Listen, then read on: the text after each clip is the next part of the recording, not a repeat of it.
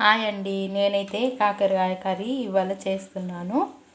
కాకరకాయలని ఇలా సన్నగా కట్ చేసుకొని ఇందులో ఉప్పు పసుపు వేసి ఒక 10 నిమిషాల వరకు ఉంచుకోవాలి. అలా వేసుకుంటేనే ఇందులోని చేదుతనం పోతుందండి. అలాగే ఇందులోకి కావలసినవి కూడా కట్ చేసుకొని పెట్టేసుకున్నాను. ఆనియన్స్ 1, 2 టమాటాలు, 10 దాకా పచ్చిమిర్చి ఇలా కట్ చేసుకొని పెట్టుకుంటే కర్రీ అన్నది తొందరగా అవుతుందండి. ఇప్పుడు స్టవ్ పైన కుక్కర్ పెట్టుకుందాము. ఈ కర్రీ కుక్కర్లో వండుతున్నాను నేనైతే. ఇందులో ఆయిల్ వేసుకుందాము.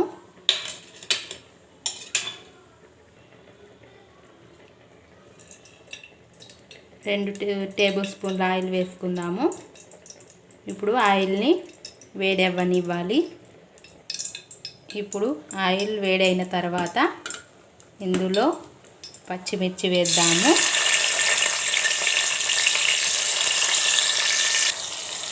పచ్చిమిర్చి వేసిన తర్వాత అలాగే ఆనియన్స్ కూడా వేయాలి.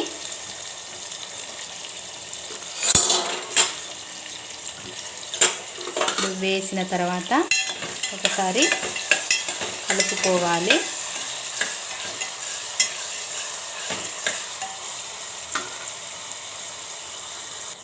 ఇప్పుడు వీటిని కొద్దిగా వేయించుకోవాలి. ఇప్పుడు వేగిన తర్వాత ఇప్పుడు కాకరకాయ ముక్కల్ని కూడా ఇందులో వేసేయాలి.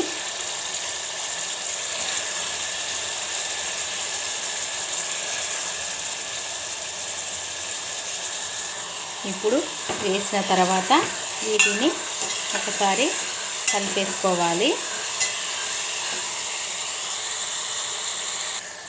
ఇప్పుడు కొద్దిగా పసుపు, ఇప్పుడు కరికి సరిపడ కారం,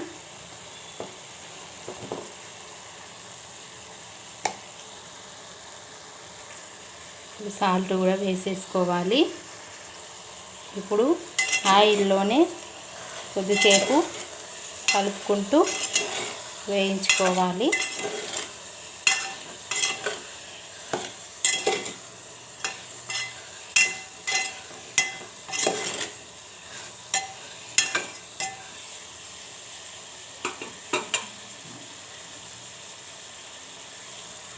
ఇప్పుడు ఆయిల్లో వేగిన తర్వాత టమాటా ముక్కలు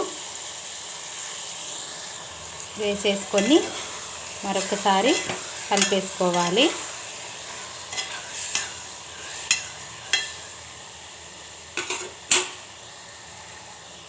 ఇప్పుడు కలుపుకున్న తర్వాత ఇప్పుడు నేను చూపెట్టిన పేస్ట్ వేయాలి.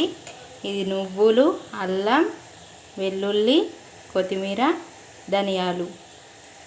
ఇది నేనైతే రోటిలోనే దంచుకున్నాను కచ్చాపచ్చగా. ఈ పేస్టుని ఈ కాకరకాయ కర్రీలో వేసుకోవాలి. ఇది కంపల్సరీ అండి, ఇది కంపల్సరీ వేయాలి. ఈ పేస్ట్ వేసుకుంటేనే చేదన్నది లేకుండా పోతుంది. ఒకసారి కలిపేసుకుందాము. ఇప్పుడు కలిపేసుకున్న తర్వాత కొద్దిగా వాటర్ వేసేసుకోవాలి. వేసేసుకొని మూత పెట్టుకోవడమే. ఇప్పుడు మూత పెట్టుకొని ఒక 2 నిమిషాల వరకే ఉడికించుకోవాలి. ఇప్పుడు 2 నిమిషాల తర్వాత మూత తీసి చూద్దామండి. అయిపోయిందండి కాకరకాయ కర్రీ. సూపర్గా వచ్చేసిందండి, ఉడికిపోయింది. ఇది చిన్నపిల్లలు, పెద్దవాళ్ళు అందరు తింటారండి. అస్సలు చేదు కూడా ఉండదండి. మీరు ఎప్పుడైనా చేసుకుంటే కాకరకాయ కర్రీ ఇలానే చేసుకోండి.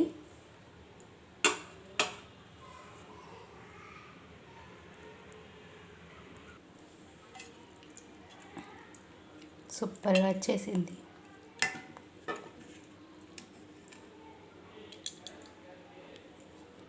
సరే బాయ్.